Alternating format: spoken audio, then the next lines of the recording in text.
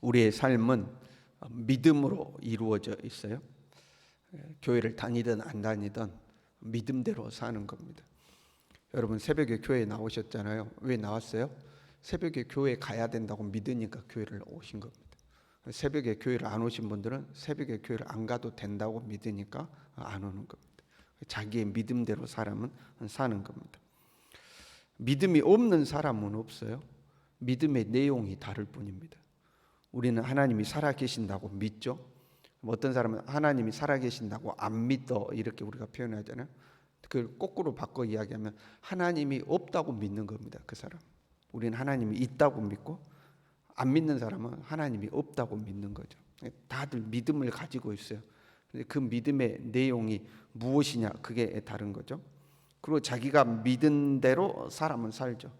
우리는 하나님이 살아계시다고 믿으니까 예수님이 우리의 구세주라고 믿으니까 교회에 나오죠. 그래서 하나님을 예배합니다. 하나님이 없다고 믿는 사람은 교회 안 오죠. 교회로 올 이유가 없잖아요. 우리는 하나님이 우리가 어디를 가든지 우리와 함께 하신다고 믿기 때문에 하나님 앞에 정직하게 살아갑니다. 지금 하나님이 나와 함께 하신다고 믿는 거죠. 그러나 하나님이 없다고 믿는 사람은 자기 마음대로 사는 거죠. 자기 사람들이 안 보는 데서는 자기 마음대로 하는 거죠. 자기의 믿음대로 살아가는 겁니다. 오늘 본문의 말씀은 회복과 축복의 선언이에요. 3절 이렇게 이야기하죠. 나는 목마른 자에게 물을 주며 마른 땅에 시내가 흐르게 하며 나의 영을 네 자손에게 나의 복을 네 후손에게 부어주리니 이렇게 되어 있습니다. 목마른 자에게 물을 주고 마른 땅에 시내게 흐르게 한다. 이거는 중의적 의미를 갖습니다. 의미가 이중적으로 되어 있다 이 말이에요. 목마른다, 마른 땅이라는 것은 삶의 결핍을 의미합니다. 그렇잖아요. 물이 없으니까 목마른 거죠. 물이 없으니까 땅이 마르는 거죠. 그래서 마른 땅이 되면 삶이 고달프고 힘든 것을 의미하죠. 마른 땅에 목마른 자에게 물을 주고 마른 땅에 시내가 흐르게 한다. 물과 시내는 영적인 의미를 지니죠. 물과 시내는 하나님의 은혜를 상징하죠. 그러니까 땅의 결핍과 거기에 주어지는 하나님의 은혜 이렇게 되어 있는 거거든요. 그래서 보이는 것과 보이지 않는 것을 포함하고 있습니다. 영을 자손에게 복을 후손에게. 영은 영적인 거잖아요. 복은 이 땅의 복을 의미하고 있습니다. 그래서 4절에 보면 그들이 풀 가운데 솟아나기를 시냇가에 버들같이 할 것이다 이렇게 되어 있습니다. 시냇가에 자라는 버드나무라는 것은 번성하고 풍요로운 삶을 의미하고 있습니다. 영을 자손에게 복을 후손에게 부어주셔서 그들이 이 땅에서 버드나무처럼 번성하게 될 것이다 하는 말씀이죠. 영적인 복과 육적인 복, 하늘의 복과 땅의 복이 같이 결합되어 있습니다. 지금 이스라엘이 영육 간의 복을 받을 것이다 하는 이제 영육 간에 회복된다는 것을 지금 선언하고 있는 말씀이죠. 이러한 축복은 어디서부터 시작하는가? 여러분, 축복의 시작은 정체성에서부터 시작하는 겁니다. 내 자신이 누구인가 자기의 신분에서부터 축복이 시작되는 거예요. 이스라엘은 고난 중에 있습니다. 죄악 중에 버림받은 이스라엘입니다. 이런 이스라엘의 정체성을 하나님이 다시 바로잡고 있는 거예요. 나의 종 야곱아, 내가 택한 이스라엘아. 반복해서 이야기해요.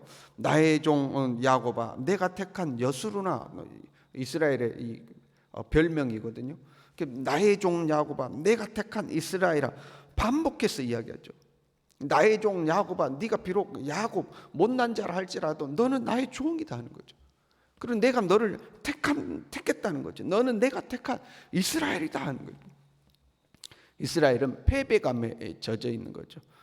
나라가 망했습니다. 포로 잡혀왔습니다. 포로 생활이 70년을 하게 됩니다.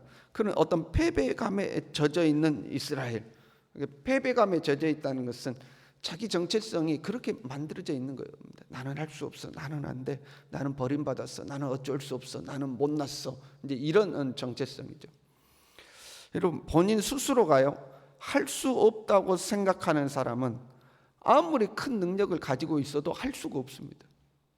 여러분, 무기로 치자면 우리에게 아주 제일 좋은 총이 들려 있다고 생각해 봐요.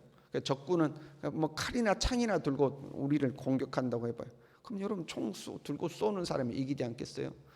근데 아무리 좋은 총이 있어도 나는 할 수 없어라고 생각하는 사람은 그 총의 방아쇠를 당기질 않는 겁니다. 총을 쏴 그러면 나는 못 쏴, 나는 할 수 없어, 나는 힘이 없어, 나는 못해, 그러고 방아쇠를 안 당기는 거죠. 방아쇠를 당기면 되는데, 그러니까 자기 자신을 스스로 패배감에 젖어서 스스로 할 수 없다고 생각하는 사람, 그 자기 정체성이 그렇게 부정적으로 형성된 사람은 아무리 큰 능력이 주어져도, 아무리 큰 어떤 은혜와 도움이 찾아와도 그걸 쓸 수가 없는 거죠. 쓰지를 못하는 거죠. 그래서 이 정체성의 회복이 굉장히 중요한 겁니다. 이 정체성도 일종의 믿음입니다. 나는 누구다라고 믿는 거죠.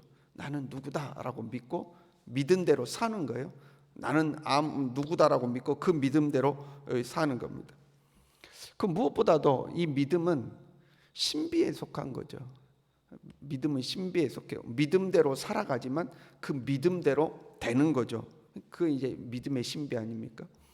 우리가 어떤 믿음의 영적인 신비를 논하지 않더라도 일종의 신념이죠. 안 믿는 사람이 갖는 믿음을 우리가 신념이라고 하잖아요. 누군가가 할 수 있다고 믿어요. 나는 할 수 있다, 나는 할 수 있다, 이렇게 믿잖아요. 그러면 할 수 있다고 믿는 사람은 자기 믿음대로 할 수 있다고 자꾸 하죠. 자꾸 해요. 그런데 해봤더니 안 돼요. 그러면 믿음이 없는 사람은 안 되는구나 하고 포기하겠죠. 그런데 할 수 있다고 굳건한 믿음을 가진 사람, 신념을 가진 사람은 해보고 안 되면 포기하지 않고 다시 도전하죠. 뭐가 잘못됐는가 생각해보고 다시 도전하죠. 실패하면 또 뭐가 부족했는가 보완해가지고 다시 도전하죠. 계속해서 도전하고 도전해서 결국에는 이루어내죠. 그러니까 우리가 어떤 영적인 것을 떠났어도 이 믿음은 그 믿음대로 이루어내는 능력이 있는 거죠. 그런데 영적으로 가면 더더군다나 그렇습니다. 더더군다나 영적으로는 믿음대로 되는 겁니다. 그래서 예수님께서 병든 자를 고치실 때 뭐라고 하셔요? 네 믿음대로 될지어다 하는, 네 믿음이 너를 구원하였다, 이렇게 이야기하죠. 믿음이 우리의 삶의 변화를 만들어 오는 거거든요. 나를 누구라고 믿는가? 여러분, 나를 누구라고 믿는가? 그걸 정체성이라고 그러잖아요. 나를 누구라고 믿는가? 이 믿음이 나의 삶을 이끌어가는 겁니다. 그리고 이 믿음을 통해서 하나님의 도움이 찾아오는 겁니다. 내가 누구라고 믿는가 하는 거죠. 그래서 하나님은 정체성을 먼저 바꾸는 거죠. 나의 종 야곱아, 지금 패배감에 젖어 있는 이스라엘을 향해서 나의 종 야곱아, 내가 택한 이스라엘아, 너는 아무리 못났어도 나의 종이야, 내가 너를 택했어 하고 자꾸 이스라엘을 그렇게 부르시는 거죠. 그러면 나의 믿음대로 되니까 내 자신에 대해서 일단은 무조건 좋게 믿으면 되는가? 나는 이것도 할 수 있고, 나는 저것도 할 수 있고, 나는 뭐든지 할 수 있고, 나는 무한한 능력을 가지고 있고, 무조건 내 자신을 좋게 생각하고 좋게 믿으면 되는가? 그건 아니죠. 믿음이란 그 믿음을 가능하게 하는 근거가 있어야 되는 겁니다. 무조건 믿는다고 되는 게 아니에요. 만약에 여러분, 우리가 오늘 기도하고 믿음을 가졌어요. 내일까지 나는 1000억을 벌 것이다, 믿음을 가졌어요. 되겠어, 안 되겠어요? 그 내일까지 나는 1000억을 벌 것이다, 여러분, 아무 근거가 없는 믿음이죠. 그걸 허상이라고 그러는 겁니다. 나는 1000억을 벌 것이다, 그건 안 되는 거죠. 근거가 없는 거죠. 허상이죠. 그러니까 내가 아무리 내 자신을 좋게 생각하면 좋다고 그래서 무조건 좋게 생각한다, 근데 허상을 믿는 사람들이 많죠. 그 자기 착각에 빠져 사는 거죠. 자기 착각에. 하나님은 이렇게 이야기해요. 너를 만들고 너를 모태에서부터 지어낸 너를 도와줄 여호와, 너를 만들고 너를 모태에서 지어냈다, 내가 너를 만들었다. 이것이 우리의 정체성의 근거죠. 하나님이 나를 만드셨다는 겁니다. 하나님이 나를 만드셨다, 나는 하나님 앞에 지음받은 자다. 이게 우리의 정체성의 이제 출발점이 되는 겁니다. 사람은 본능적으로 자기의 뿌리를 찾죠. 그 내가 부모가 누군지를 몰랐어요. 그러면 어느 정도 자라면 내 부모는 누구인가 자기 뿌리를 찾죠. 해외에 입양된 사람들 중에서도 자기의 뿌리를 찾아서 한국으로 오는 사람들 있잖아요. 자기 부모가 누군지 알고 싶어 하는 거죠. 그리고 자신의 뿌리에 따라서 자기 정체성이 흔들리는 거죠. 내 아버지가 누구냐에 따라서 자기 정체성이 흔들리거든요. 우리가 어릴 때 자라날 때에 아버지가 사회적으로 지위와 명예가 있으면 그 아이들도 왠지 이렇게 이 자존감이 굉장히 높죠. 그러나 우리의 가정이, 우리의 부모가 사회적으로 지위가 높지 못하면 이 청소년 시기에는 그것 때문에 왠지 위축되고 자기 자신을 드러내기를 부끄러워하고 이제 그런 경우가 있죠. 자기의 뿌리가 무엇이냐에 따라서 이 정체성이 달라지고 자신감이 달라지고 자존감이 달라지는 거죠. 그런데 하나님은 내가 너의 뿌리야라고 이야기하는 겁니다. 내가 너를 만들었어. 내가 너를 모태에서부터 지었어. 너는 내 것이야라고 이야기하는 거죠. 하나님이 나를 만드셨다라는 그 정체성을 가지라는 겁니다. 하나님이 나를 만드셨다는 거죠. 보통의 사람은 자기의 경험을 바탕으로 자기 정체성을 형성합니다. 내가 내 삶을 살아보니까 나는 이런 사람이야 이렇게 하는 거죠. 내가 이거 해보니까 안 되니까 나는 이것은 못하는 사람이야. 경험에 의해서 자기 정체성을 형성해요. 그러나 우리는 나의 경험을 근거로 하는 것이 아니라 하나님의 말씀을 근거로 하는 거죠. 하나님의 말씀을 근거로 나는 이런 사람이야 라고 믿는 겁니다. 나는 비록 야곱과 같을지라도, 야곱은 차자였습니다. 야곱은 비겁한 사람이었어요. 그럼에도 불구하고 장자의 복을 누리는 것은 하나님이 선택하셨기 때문이죠. 나는 지금 비록 부족할지라도 하나님이 나를 선택하셨어, 하나님이 나를 만드셨어라는 이 믿음의 정체성을 갖는 겁니다. 이 믿음의 정체성이 그냥 허상을 쫓아서 나는 남들보다 뛰어나, 나는 무엇이든지 잘해, 나는 뭐 어떤 것을 잘해, 나는 이런 허상의 정체성이 아니라 하나님이 나를 만드셨어, 하나님 나를 선택하셨어 하는 믿음의 정체성을 갖는 거죠. 거기에서부터 회복이 시작되는 거예요. 5절에 이렇게 돼 있어요. 한 사람은 나는 여호와께 속하였다 말하고 야곱의 이름으로 자기를 부르고, 무슨 말이냐면 하나님이 축복하신 야곱이다 그런 의미. 나는 하나님의 언약의 사람이다 라는 이 정체성을 가졌다는 거예요.